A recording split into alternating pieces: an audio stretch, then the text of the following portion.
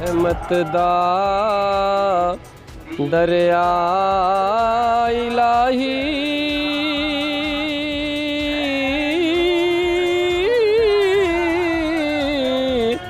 تے ہر دم وگدا تیرا جے ایک قطرہ بخشے مینوں تے کم بن جاندا میرا تے سارے کہندے مولا تیرا تیرا تے میں بھی آکھاں تیرا تیرا تے مولا کچھ نہیں جانا کدے تو بھی کہہ چھڈ میرا تے مرد ملے تا درد نہ چھوڑے اوے او گن دے گن کردا کامل پیر محمد بخشا لال بنان پتھر دا تے لڑ ولیاں دا پھڑ لے تو وی اوے ماندا یا درماندا تے لڑ ولیاں دا پھڑ لے تو وی اوے ماندا یا درماندا لکڑی نال محمد بخشا لوہا وی تر جاندا تے میں نیواں میرا مرشد اونچا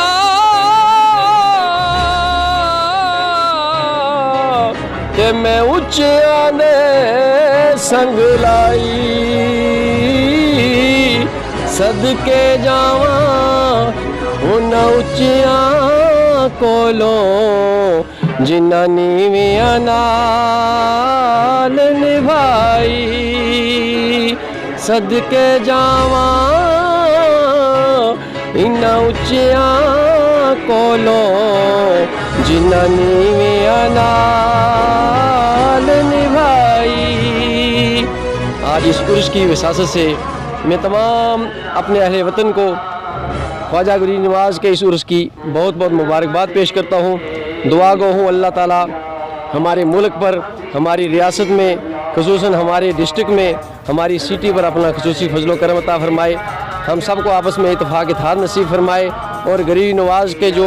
بتائے ہوئے اسوہ حسنہ ہیں ان پر چل کر ہم سب کو اپنی دنیا اور آخرت بہتر سے بہتر بنانے کی توفیق عطا فرمائے، آمین بجاہ النبی الکریم صلی اللہ تعالی علیہ وسلم۔ الرحمن الرحیم، اللہم صلی علی سیدنا شفینا کریمنا مولانا مولانا ملجنا محمد وبارک وسلم، صلاۃ و سلام علیک یا رسول اللہ۔ آج 6 رجب المرجب 1442 ہجری، ہند الولی عطائے رسول خواجگان خواجہ معین الدین چشتی اجمیری سنجری رحمۃ اللہ تعالی علیہ کا 809واں عرس مبارک ہے۔ ہند الولی عطائے رسول حضرت خواجہ غریب نواز رحمۃ اللہ تعالی علیہ اللہ تبارک و تعالی کے بہت بڑے جو ہے ولی ہیں، اور اللہ تبارک و تعالی کے بہت نیک بندے ہیں۔ جس طریقے سے سرکار غوث اعظم جیلانی رضی اللہ تعالی عنہ کا مقام تمام اولیاء کرام میں سب سے بلند ہے، بڑا ہے، اسی طریقے سے ہندوستان کے اندر جس قدر بھی اولیاء کاملین ہیں، ان اولیاء کاملین میں سب سے بڑا مرتبہ ہند الولی عطائے رسول حضرت خواجہ غریب نواز رحمۃ اللہ تعالی علیہ کا ہے۔ 6 رجب المرجب کو حضرت خواجہ غریب نواز رحمۃ اللہ تعالی علیہ کے عشاقان پوری دنیا کے اندر حضرت خواجہ غریب نواز رحمۃ اللہ تعالی علیہ کی بارگاہ میں خراج عقیدت پیش کرتے ہیں، اور ان کا عرس مبارک اجمیر شریف کے اندر بھی بڑے جو ہے اہتمام سے منایا جاتا ہے، اسی سلسلے میں آج مرکزی جامع مسجد شریف عیدگاہ پونچھ کے اندر عظیم الشان عرس حضرت ایک حسین، ایک جمیل، ایک خوبصورت بزرگ آ رہا، ایک حسین و جمیل، ایک خوبصورت بزرگ آگے آ رہا ہے۔ جو ہی وہ بزرگ آگے آیا تو اس بندے نے جو ہے اس بزرگ کو دیکھا اور دیکھنے کے بعد کہا، اس نے کچھ نہیں کہا، ادھر سے ہی وہ جو حسین و جمیل خوبصورت بزرگ تھا اس نے کہا اس عورت کی مراد پوری ہو گئی ہے، تو کیوں پریشان ہوتا ہے؟ جا تیری مراد بھی پوری ہو گئی ہے،